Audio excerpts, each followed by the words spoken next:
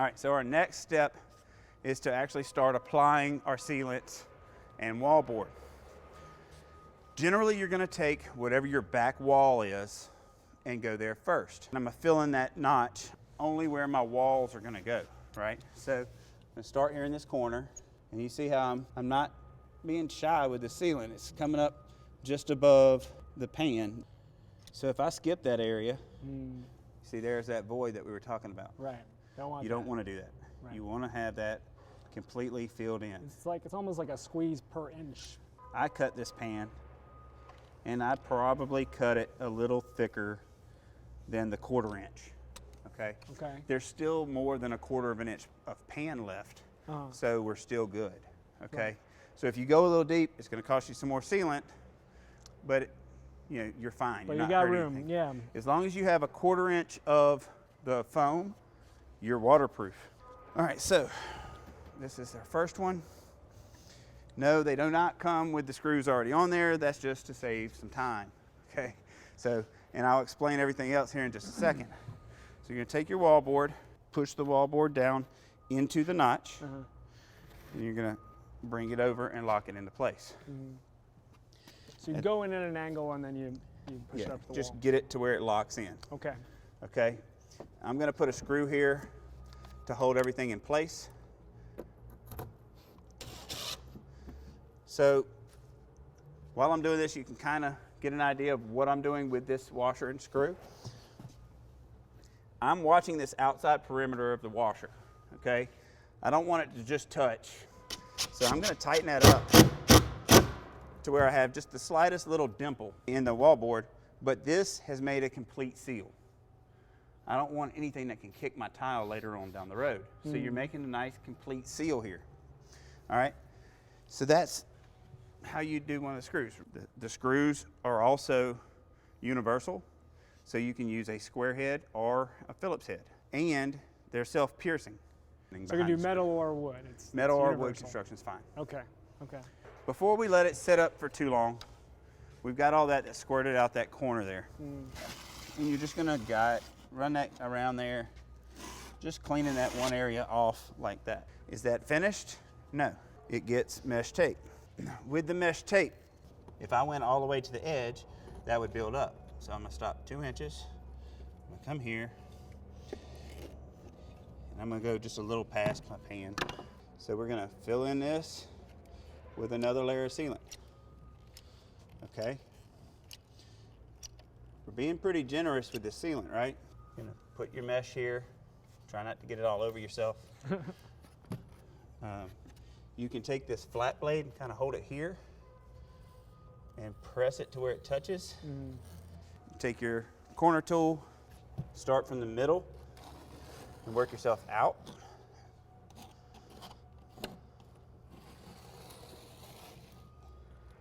Uh-oh, pulled it off there, sorry. So you can do that, but it's not ruined. It's why you usually start in the middle, not where I just went to. Thought it was stuck good enough, but it gets all over you at this point. All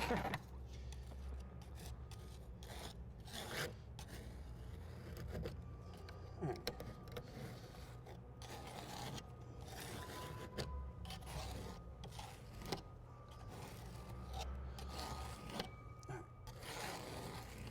Now, I got it all over my hands. Go buy some citrus wipes and it'll clean it off your hands as long as you don't let it dry. You let it dry, you're wearing it for a week. So that's wallboard number 1 that's sitting up there, and you're gonna screw in all your screws. I can take my tape measure and hang it, 12 and 24. I know I'm 12 inches off the bottom. Okay, so oops.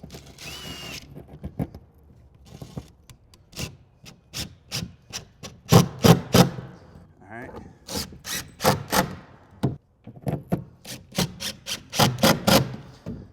And with all of these, you're looking to get that dimple into the cement. So the reason you want that dimple is twofold. You've got that seal so your tile doesn't get kicked. And when you fill this over with sealant, because you're going to cover them, it's going to have a little body to it. A little extra, yeah. All right, so normally I'll go ahead and add that back one. But we're going to L-shape this one first, just to show you something. So you're going to fill your track. So would it then be safe to say anywhere there's white, you want sealant? No, actually no. Oh, okay. Just where white is abutting something else. Right. Okay. White to gray and white to white. White to white, okay. So you take here and you're gonna go there.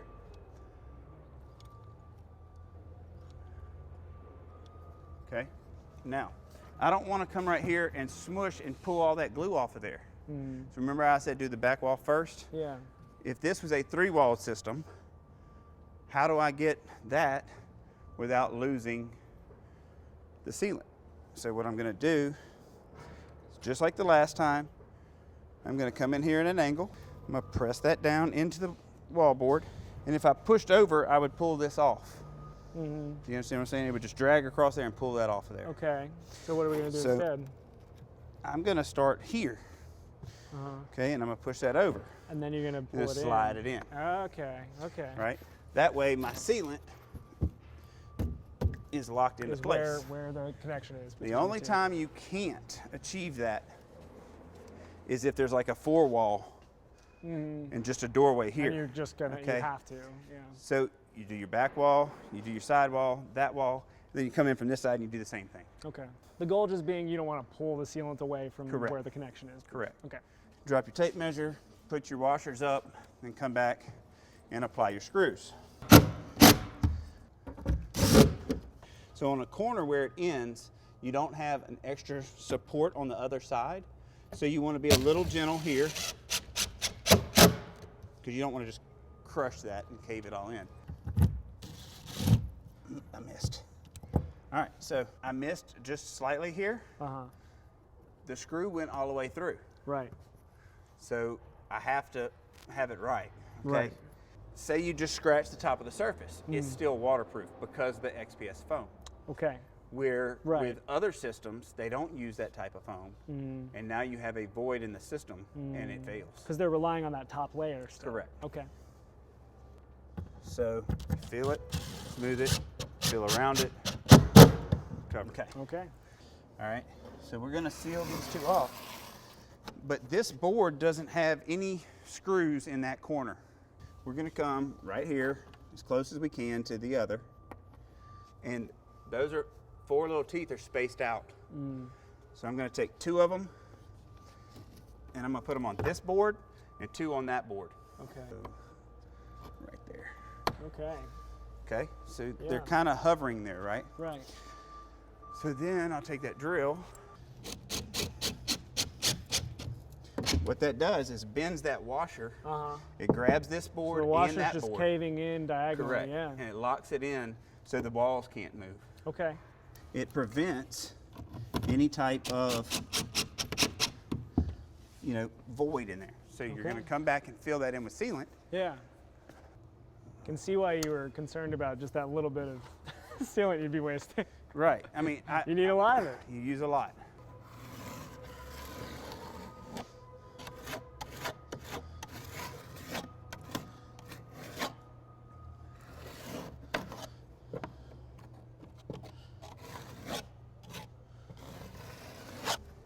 All right, so that little piece right there is a washer, right? Yeah. You need to have that covered up. I've got some excess right here. If that excess cures, I've got a problem. Right. It's got to be flush. You want it as smooth as you can possibly get it. Okay. That's why I said if you get your fingers down in there, it kind of keeps it rigid and it keeps that from happening. Okay. You're also going to have extra sealant that gets left on the tool. So you take your flat tool, clean that off. Okay. The cleaner it is, the better it spreads. Sure.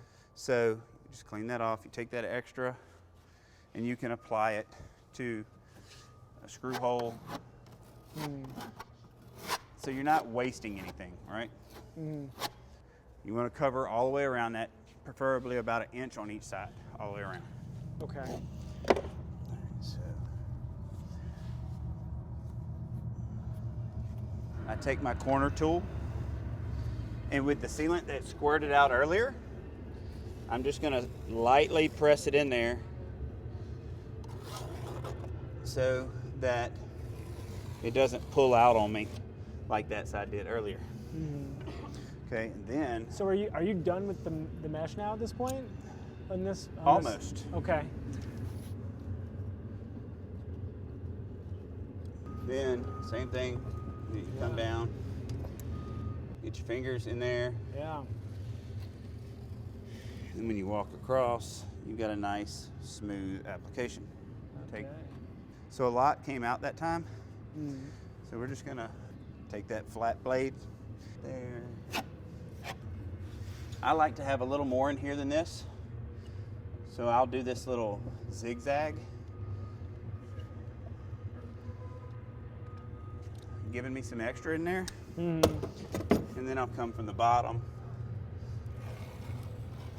pulling up, giving me a nice seat. Now see that big glob that's right there? Yeah. I'm gonna have to clean that up. Right. Clean off that excess right there. Uh-huh. Next step Uh-huh. is to run a bead Okay. between the boards. Nice continuous bead of sealant.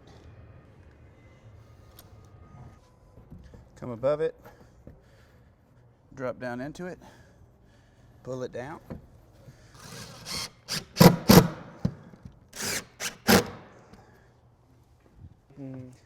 Come here, clean that excess off. Now I'm going to come in and I'm going to apply my screw using the teeth to hold both boards again. The same way you did in the corner, Right. sort of. Yeah. So here, we're in line. Right. Okay. Yeah. Now it's grabbing both boards. Lining it up vertically with the other Correct. sets of screws. Yeah.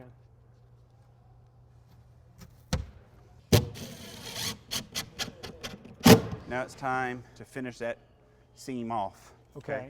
So we're going to take our sealant. We're going to cover our washer. And then you can do like this, Sort of a zigzag. or you can just really add more. The zigzag gives you a little bit easier way to spread it. Now, if you did like this, you probably wouldn't have enough, right? Right. You need to have a pretty even roll to it. If it were a sine curve, it'd be a high frequency one. Yeah, right. So, and anywhere you're around a screw, go ahead and go around the screw.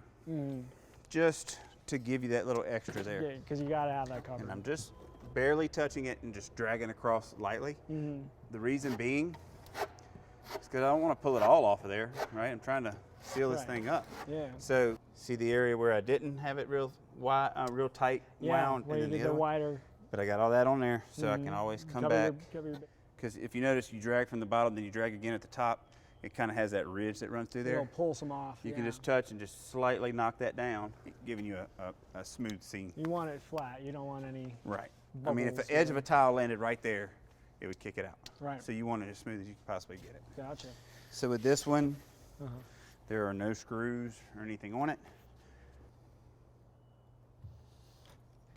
Come here, drop it in, sandwich that in, and slide over, sandwich that in between those two.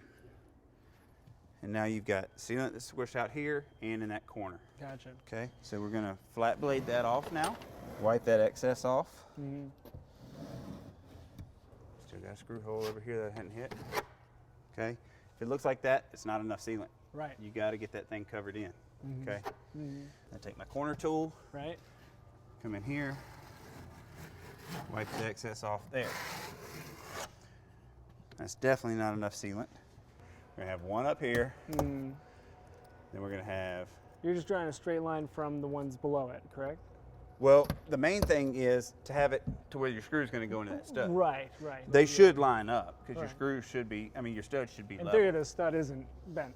right? Yeah. So then, just like we talked about earlier, you know, you got one at 12, one at 24, and then one at 36. And you're just gonna do that on all your studs. So before I go any further, I'm gonna go ahead and install the niche. Okay. So You have a torpedo level, 2 foot level, 4, well, not a 4 here. So this is going to fit in between your studs like so. Whenever it's time to install this, match it up here. And if you can hand me that torpedo, I'm sorry. Yeah, right. You set your torpedo there. Take your Sharpie. You're going to mark the exterior of this. Okay. And then you're done. Now, Okay. so I'm looking at everything and I can see my stud barely goes past there. And I know I got to overlap that on each side. So I don't have much room to play. I have to remember that. So most of my screw is going to sit on the niche itself. Okay. Okay. Instead of kind of straddling that line, I'm going to have most of it over here to keep it where it needs to be. Okay. The washer's still going to grab that exterior.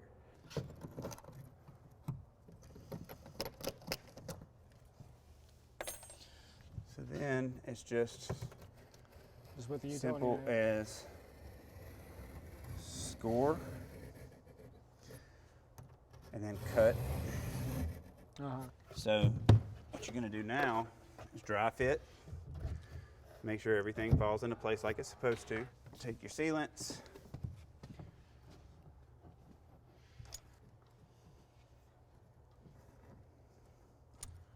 And then you'd run one up here. Yeah. Right. Because normally this part's going to be there, right? So Right, you're you're not already going to gonna have have- this open there. Yes, you're going to have a top side that you're So gonna the next thing also you're going to cut do, out. Okay. when you go to apply this, I'm sorry. No, you're fine. When you go to apply it, you're going to stick that bottom side in first and smush that down like that, Okay. because that is where most of the water is going to set. Now there's no way to not pull this sealant like we talked about earlier. Right. So most of this seal is going to be made on the back side. You're going to come back around and cover it, right? So But that bottom one is basically the most important seal. Of this niche. right. Yeah. Now in here, this is, we've got it level. This is pre-sloped out. So if any water got back there, it's going to run out, run down the wall, run down the pan and into the drain. Okay. And it's done that way on all 4 sides, so you don't have to know which one's top, bottom, left, or right. You'll take your flat trowel, or whatever you want to call this, Putty knife. putty knife, Yeah. and just skim off the excess that's on there. Okay? We know where our screws need to go, so I've got a tooth grabbing into this. It's going to grab the wallboard. And then the rest is in line with my stud. So I know I'm grabbing and supporting both. Okay. Then when I tighten it up, it's going to tighten everything out. You can see that there's a little bit more coating on the niche than there's the other. Why don't I put it in all 4 corners? I don't want to crush the corner, right? There's no specific spot that you have to have those 4 washers. Okay. You do not have to have one on the top or the bottom. It's just on the sides. Studs. Yeah. Yeah. Get stuff out. So you see that little crack that I was talking about? Right. So sometimes on these niches, they have a little bit more cement coating on them because of the way they're made. And it's kind of hard to have it a thin application like this. So sometimes when you tighten it up, you'll see little superficial cracks form in the cement. Doesn't matter. You're fixing to cover it, 1, with sealant, and 2, the waterproof is actually the white stuff, not the cement. So you're good. We're going to cover up our seam. Okay. So we're going to go around that screw hole and then fill that in. Around that screw hole and fill in this side. Come back up.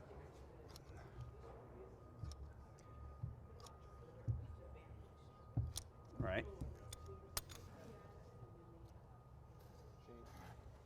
Okay, and normally you would have one up here too once that next wall board's up. This is as high as we're going today. Okay. So Ignore the blank spaces. So how would you address the niche as an installer? So I would install a row of tile, usually 2 or 3. You would do the whole wall first, yeah? Well, everything would be built. I'd be at the point where I'm going to install tile. Okay. I would start installing rows of tile. Then whenever I got to the height that I wanted my niche, I would set a tile up without any thin set or anything on it, make my mark, and set that flush with this so I can take into consideration for layout. Okay. Okay. Once I have that all lined out and laid out, Yeah. make my mark, cut everything, install it, give it time to slake over, and then once you can touch it and it's skinned over and everything, you're good. Then you can apply tile. Go right ahead. So with the it tile. usually, within an hour, it's going to do that. Higher humidity and Damper. warmer temperatures, it may set up a little faster. Cooler temperatures, no humidity, it's going to take a little longer. But it should set up within about an hour. Okay. So the niche could go in basically at the beginning part of the process or toward the end when you're tiling? Correct. Okay. Some guys are just going to throw this in and not take into consideration the layout. Yeah. And then they'll have like little cuts, or they may end up with a sliver. That's why I said it's better to do it the other way. But yes, you can install it whenever you're ready. Like if you're doing everything, you want to install everything and then flood test it that day, go right ahead. Okay. Okay. We're going to fill this notch in, and we're going to apply our 1/4 inch wallboard to the outside of the pan area. Just take a measurement from the gray on the pan out. It's roughly 10 inches. We're going to cut it to 9.5 inches. It'll have a little extra show in here. That's okay. So this is just to finish out the floor of Correct. when it's sunk in. Okay. So when you lower the subfloor, you have to install this 1/4 inch pan to lock in that notch and completely cover your bathroom floor. Right. To waterproof the exterior, basically. Gotcha. But if it wasn't the lowered floor, then this part of it would be the curb? Is that correct? You would you would have the curb attached, and you would be filling up with water to do a flood test. Okay. So you take your test ball, put it in the plumbing pipe, air it up, or some of them have a foam ball that drop in there. Then you pour water in there, make a mark, look at the time, write down your time. 24 hours later, the flood test is complete. You drain the water out, and then you're ready to install tile. Okay. There are a lot of people who will try to skip that part. Yeah. But it's best to not skip it. That's an important part.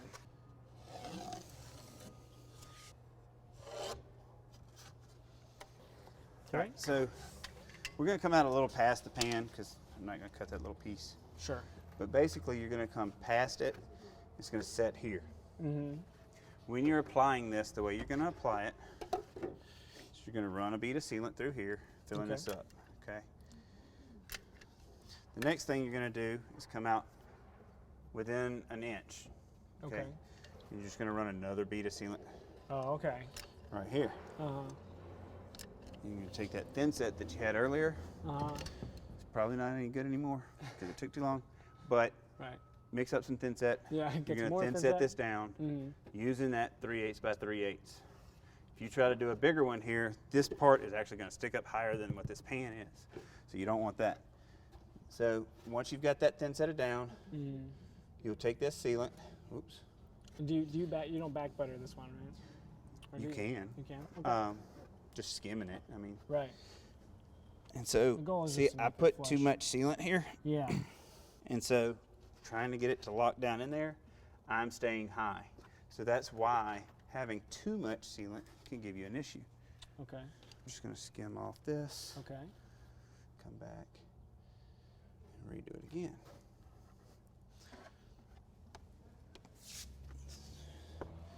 So then you come in, and you'll press down on that. Then your mesh tape, because it touches the It's at the pan, bottom. Yep. right? Glad we found the threshold of too much sealant because up until now I wasn't sure there was one. Yeah, there is. So especially in this part. So if you put too much sealant, it's not going to be, the end of the world. Right. But you are going to have to clean it so it lays out flush. Then you're going to come in here. Because otherwise it'll kick up the tile, right? Well, it's just you're trying to go seamless and zero entry in there. So Right. you're going to have that. So then you're going to take your sealants. You're going to do that zigzag again. Okay.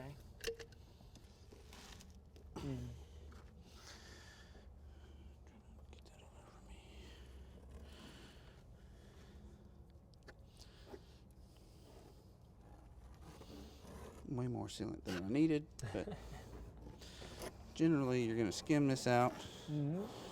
Remember how I said if you get too far into a pan when you cut it, Yeah. that you'll get into that notch, that recess, the slope of the pan? Yeah. We had to cut this pan. So in the center, that's why we're into that slope. That's why it's not. That's why it's sitting coming up a little bit. perfect. Yeah. Correct. Okay. To get past that point, let everything seal up, do your flood test, then come back and float that little piece out with some thin set, let it dry, and then throw your tile down and you're good to go. Okay. Then once this comes out, you would apply that throughout the rest of the bathroom, which also gives you a surface that is going to allow that tile to have a thermal break between it. So what you're going to do, you're going to take your screws and washers and you're going to install those every 18 inches on the exterior board. Where it's 12 here, it's every 18 there. There is no minimum tile restriction on this, with a caveat. You got to beef your grout up. So the grout has to be 3,700 PSI or stronger. Your thin set's going to hold it from pulling away from the pan. Your grout is what keeps it from shifting left and right. Standard tile is going to be roughly the same thickness as this grate here. Okay, this is going to be 3/16 tile, which is probably the majority of what you're going to have going on a floor. Okay, once this is set up and cured, this is just going to get set on top of there. You're going to tile, and then the grout is going to grout this in and bond it into place. So what you're going to do is tape this off so it don't get covered and sealed in grout. Set it back in there, set it where you want it, and tile it. Something that's a luxury on these is that ring area has a little bit of movement in there, right? So it can move around some. So let's say you set it centered up here. I don't want to set it in there right now because that sealant's not cured yet.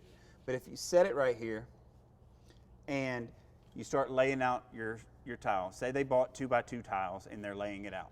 It leaves them with a little bitty sliver back there in the back. You can actually take your grate and just cheat it over this way a little bit. The pan is centered up. The water's going to run to there because of the 1/4 inch per foot slope. Yeah. So you can cheat it back a little bit, get rid of that sliver, and now you can tile it in and then grout. And once you grout everything in, that's going to grout this into place. Okay. The other thing with these is, like, if they did glue this in, you know, it's not going to have a weep hole. And so it's going to make that ring around it that changes colors in your grout. So you just drop it in and dry lay your tile, then set everything else in. If thin set touched this, it wouldn't matter. So if they wanted to flip it over and put a little thin set on the corners and then set it in there and smush it to where it needs to be, no problem with that, as long as they didn't bond these two together. But so, like, if you thin set that in there, water can still penetrate through thin set. But that sealant's not going to let it penetrate through there, right? So if they wanted a little thin set and grout just for peace of mind, that's fine. It's not going to hurt anything. But no sealants to bond it down. Same thing with this. You know, you cut this and you stick it on there, it's going to get grouted in too, just like the rest would. And you're basically going to cut that to the size of the tile? Right. The So thickness? say you had a 1/2 inch thick tile. Yeah. Well, this would sit way below that. Right. So you would set this in here and then measure and cut so it matches the height of your tile. The height of the tile, yeah. Yeah. And if you wanted to, you can cut notches in it so more water could drain through. Okay. Wouldn't hurt anything, as long as you got your support. I wouldn't do the whole thing because then it weakens it, you know. Sure, yeah. But 1 or 2, it's not going to hurt anything. Uh-huh. Something we haven't talked about was the 1 inch, 1.5 and 2 inch building panels. So with typical wood construction, sometimes they'll frame out a bench. Try to get them to not do that, okay? The reason being, wood moves and twists and does all kind of crazy stuff. So they can build it out. You put your pan in there, you come in and wrap it all in. The wood twists and it causes this to separate out, okay? Cracking that seal, letting water get in. Well, it's still sealed at the bottom. Water can't get out, so it just fills that up. That's a nightmare. The recommendation to that is you're going to have to put mesh tape on all the seams to help give that a little extra strength. Is it going to stop that forever? No. What we recommend is don't build it out. Let me build it with a 2-inch building panel or an 1.5 inch building panel, and that is dimensionally stable. So say this is the shower, it's raised up, but the other floor's down here and it's not, and they wanted to make a landing. You could glue a couple 2-inch building panels together and have that flush out, and now you know this isn't going to move either. So they could walk out, have a wet area, step down into a tile floor that's not a wet area. Just thinking outside the box. But with your 2-inch building panels, what you're going to have is a 16-inch buffer, right? So a lot of people will do a 17-inch span in a corner for a corner shelf. So you can take it, measure out, a foot deep, and then cut across 17 inches. Now you got a true 45. You're going to put 2 seams of glue on this side, 2 seams of glue on that side, and push it into the wall. Okay? That's all you have to put there if it has a front face to it. If it doesn't have a front face to it, you got to add the mesh tape on top. Now, if you're going to put one in that corner and you're going to do like a full corner bench, we'll just use this board as an example. You would take and you'd run glue on the back and you would stick it to this wall. Take another one, glue on the back, stick it to that wall, and then put one going across the face of it. The one going across the face would have glue here, underneath, and here. Stick that there. Now you've got a triangle made. You'll add your sealant on the top of everything. Okay. Cut your triangle out, run your 2 sealants on each side, set it, push down. Now you've got a complete bench. By the way, that floating bench that I was talking about earlier with the 2-inch panel, I've got a picture of it with 561 pounds stacked on top of it. No supports, no screws, nothing. Took 2 2-inch boards, glued them together like that, put a building panel in the center. What makes it so stable? It's the foam. It's just got that much structural integrity? Okay. The foam is extremely strong. Okay. Thank y'all very much. Thank y'all.